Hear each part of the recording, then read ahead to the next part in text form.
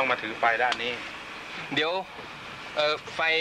ฟกับสายกล้องเราจะขนานกันไปอย่าสลับเราไม่สลับกันนะ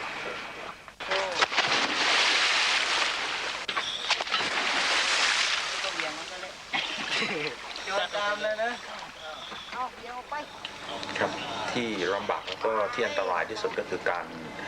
ถ่ายทำในเวลากลางคืนนะเพราะว่าจะต้องมีการซักซ้อมกันอย่างดีเตรียมการกันอย่างดีการประสานงานเป็นเรื่องสำคัญมากนะเพราะว่ากลางคืนมองอะไรไม่ค่อยเห็นนะครับ